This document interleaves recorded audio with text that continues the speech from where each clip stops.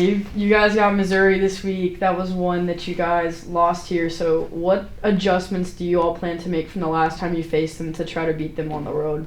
I think we're playing a little better right now. We're certainly better defensively, and I know that we had ridden a pretty great streak leading up to that game, but they exposed us defensively in some of the things that we needed to improve on. And the adjustments are just, okay, what weren't we successful in that game technically? What led to that point in the game where we lost? I think it was a 12-point lead in the third quarter, and we weren't able to pull out the win in the end. And so for me, it's a little bit of X's and O's, but it's also mainly being consistent in our energy, being consistent in our production, making sure we're getting great shots, making sure we're not giving them wide open threes and layups. And, credit to Missouri because they're smart. They're a smart team. Similar to Arkansas, they have a bunch of people on the floor at any given time that can shoot the ball. They run kind of like a 5-out action. I think their point guard does a really good job of trying to get in the lane and finding open shooters on the perimeter. So they'll challenge us, but I do think we're a better team right now than we were the first time we played them. And so I'm hoping that, we can get back out on the road and bring home a win. It's a lot of opinion, but a lot of people have you guys on the bubble. How much do you pay attention to that, and what's kind of your messaging through that? I don't. I mean, there's always going to be, especially these days, there's always some kind of chatter. It's hard to not hear it because social media and people talk about it, and there's an excitement around it, which I appreciate. So I love that we're in the conversation, but I want to keep everyone in my camp focused on what we did to get here, because we're not there yet. Clearly, if people are debating whether or not we're in, we're not a lock for anything.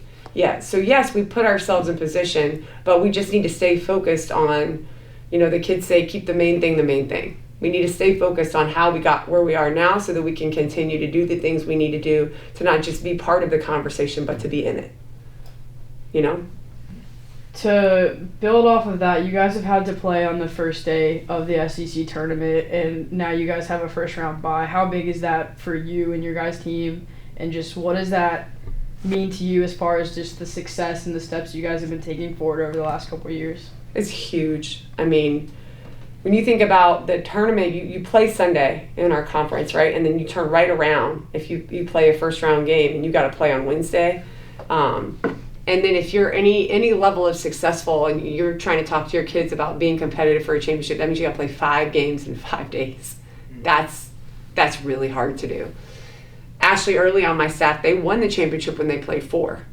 They won the SEC championship. So she's talked about that with our teams in the past, knowing that it can be done, but to put yourself in position through a good regular season to at least get a first-round bye, I think is huge for longevity in the tournament, being able to be successful for a longer period of time. Hopefully the seeding, if we can put ourselves in an even better position through the weekend now, the seeding will play out in our favor where we feel like we can be successful through Sunday. That's the goal. But we're not there yet. So it's huge because it shows growth, right? We're better this year than we were last year. And I think our kids understand, okay, our work is paying off, but there's still so much of it to do that we don't even really talk about that. I like for other people to talk about it. We don't have to talk about it much. I just want to keep them focused on, okay, we do have a first round bye, but we still have 2 games before the tournament even starts. And there's a lot of volatility in the middle there where I feel like we can probably get ourselves a pretty good seed if we do what we're supposed to do the next 2 games. Elena tweeted a few days ago that you guys have been good on the road and at neutral sites. Does that give you any confidence as you go into an event like the SEC tournament and have to win in those type of environments? It does as our coach. Sometimes I'm not sure what gives my players confidence. Not yet, anyway. I like when they have it. When they don't have it, I'm like, why not?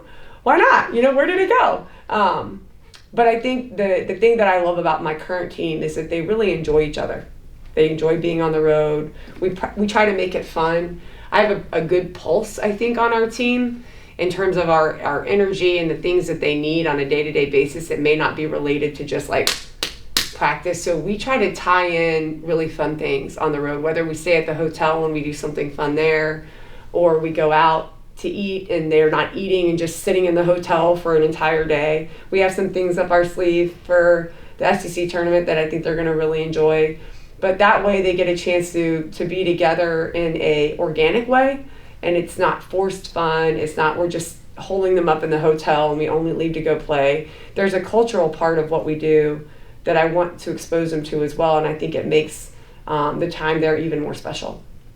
You guys obviously love to have them doing activities to kind of, have them plan for that kind of stuff, make it a better, I guess, bonding, you could say it. Yeah. But outside of Memorial, you guys are 9-3. You've had success playing away from home. What part of their game do you, I guess, preach to them to kind of prepare them to face different environments that can be difficult to play in? And why have you had so much success with that? Mainly when we talk about environments and different styles of play, referees come into the discussion sometimes because they impact, the environment. It's always, I try to teach them, I'm working with them on separating what they can control versus what they can't. And we talked a lot about that after the Arkansas game because there's a lot that happened in that game. Some of it we could control a little better, some of it we couldn't. And so environments, people, you can't control other environments, you can't control other people, but you can control your response. You can control your preparation. You can control your communication. Those are things that are really important for our game and our success as a team, our success on the road, specifically in really hostile environments, and there's some great ones in the SEC. But I also know if we can do really good job at teaching them that and we get exposed to it game after game on the road, then when we get to March and we're playing in environments, I know from playing in the Final Four, you're talking about like tens of thousands of people. You can't hear yourself think. And it's incredible.